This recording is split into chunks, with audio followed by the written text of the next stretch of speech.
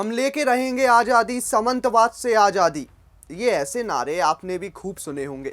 आज़ादी के लिए इस तरह नारे लगाने वाले कथित सोशलिस्ट लिबरलिस्ट यानी वामपंथी लिबरल गैंग को इस समय बंगाल के हालत नहीं दिखाई दे रहे। ना वहाँ आज़ादी दिलानी है, ना वहाँ भुखमरी है, ना ही वहाँ दंगे हो रहे हैं। कौन सा चश्मा लगाते हैं ये लोग? ना इनके बयान आते हैं, ना इनकी कलम चलने को तैयार होती है, जो इनको बंगाल की बिगड़ी व्यवस्था दिखाई नहीं देती। ये मणिपुर तो पहुंच जाते हैं, लेकिन बंगाल इनके एजेंडा में फिट नहीं बैठता। सोचिए, एक नेता खुलेआम ये कहने लगता है कि वो बाबरी मस्जिद बनाएगा और 6 दिसंबर को बनाएगा, लेकिन इनके कानों में जू नहीं रेंगती। अब दिक्कत मस्जिद से नहीं, बल्कि उस बाबरी मस्जिद से है, जो कट्टरपंथ की सोच का एक जीता जागता रिफ्लेक्शन है। खैर, मुर्शिदाबाद में बाबरी मस्जिद बनाने का ऐलान करने वाले टीएमसी विधायक हुमायूं कबीर को लेकर टीएमसी ने बड़ा एक्शन लिया है। तृणमूल कांग्रेस ने पार्टी से सस्पेंड कर दिया है। सस्पेंड करना ममता दीदी की कितनी बड़ी मजबूरी रही होगी। चुनाव आ चुका है, ऊपर से एसआईआर ने फजीहत कर रखी है। दरअसल ममता बनर्जी की सभा से ठीक पहले ये कार्रवाई हुई और इसी फैसले ने सियासत को पूरी तरह हिला कर रख दिया। यानी बंगाल की सत्ता में दो फाड़ देखने को मिल रहा है। दरअसल हुआ ये कि हुमायूं कबीर ममता बनर्जी की सभा में शामिल होने पहुंचे थे, लेकिन मंच तक पहुंचने से पहले ही उन्हें पत्रकारों के जरिए ये पता चला कि उन्हें पार्टी से सस्पेंड कर दिया गया है। खबर मिलते ही हुमायूं कबीर गुस्से में हाथ पैर पटकते हुए वहां से निकल आए। अब किस मुंह से मंच पर चढ़ते? टीएमसी का कहना है कबीर ने पार्टी लाइन से हटकर बयान दिया। चेतावनी देने के बावजूद बाबरी मस्जिद बनाने का ऐलान वापस नहीं लिया। पार्टी इसे खुली बगावत मान रही है और इसी वजह से उन पर एक्शन लिया गया है। वैसे हुमायूं कबीर का विवादों से रिश्ता काफ़ी ज़्यादा पुराना है। पिछले कुछ महीनों से वो लगातार पार्टी के खिलाफ बयान देते रहे थे। टीएमसी को लग रहा था कि वो किसी नए राजनीतिक मोर्चे की तैयारी में है, लेकिन पार्टी को जब कुछ समझ में आया तो पार्टी ने कार्रवाई करते हुए उन्हें पार्टी से बाहर कर दिया। बात यहीं ख़त्म नहीं होती। हुमायूं कबीर ने सस्पेंशन के बाद एक बड़ा ऐलान किया। उन्होंने कहा कि मैं शुक्रवार को टीएमसी से इस्तीफा दूंगा और 22 दिसंबर को अपनी नई पार्टी का ऐलान करूंगा। यानी अब वो पूरी तरह से तृणमूल कांग्रेस से अलग रास्ते पर चलने वाले हैं। ये संकेत दिए हैं उन्होंने।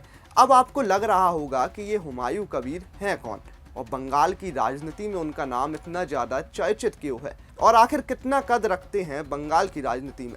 तो चलिए आपको बताते हैं कि कबीर पेशे से एक बिजनेसमैन है।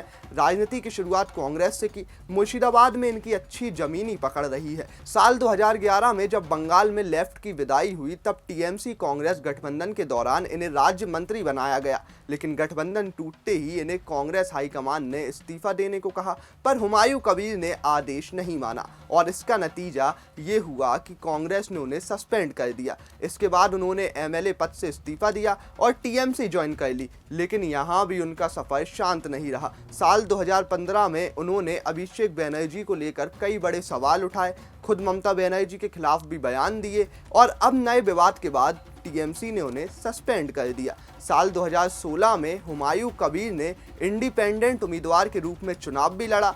वोट मिले मगर जीत नहीं मिली। कुल 1050 वोट से हार गए। फिर साल 2018 में उन्होंने बीजेपी ज्वाइन कर ली और लोकसभा चुनाव लड़ा। यहाँ भी तीसरे नंबर पर रहे और 6 साल बीतते ही वे फिर टीएमसी में लौट आए।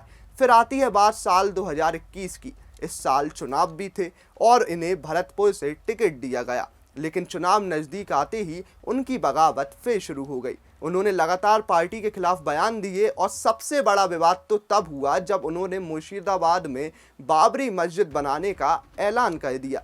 ये बयान पूरे देश में चर्चा का विषय बन गया। टीएमसी रातों रात घिर गई।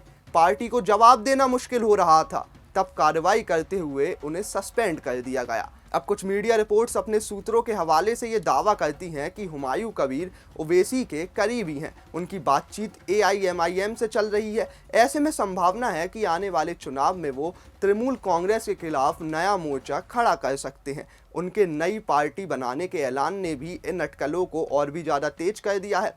हालांकि अब सोचने वाली बात यह है कि बंगाल की राजनीति किस लेवल तक नीचे गिर गई है। सोचिए, जिस मामले को माननीय कोर्ट ने कई सालों पहले सुलझा दिया था, लेकिन आज भी कई नेता ऐसे हैं जिन्हें सांप्रदायिक सौहार्द बिगाड़ने में भी आनंद आता है। उन्हें लगता है कि इससे हमारी राजनीतिक रोटी सेकेंगे, क्या पता हमारा पॉलिटिकल कमबैक हो जाए। अब इसमें जितनी गलती हुमायूं कबीर की है उतनी गलती ममता बनर्जी की भी है, जो बंगाल में सरकार होने के बावजूद भी ऐसे इंसान पर कोई कार्रवाई नहीं कर रही। हालांकि पार्टी ने सस्पेंड तो कर दिया है, लेकिन ये सस्पेंशन सिर्फ टीएमसी का पल्ला झाड़ू अभियान है। अब देखना होगा कि बंगाल की राजनीति में कबीर कहां स्टैंड करते हैं, क्या ओबीसी के साथ जाएंगे या कोई और नया रास्ता देखेंगे।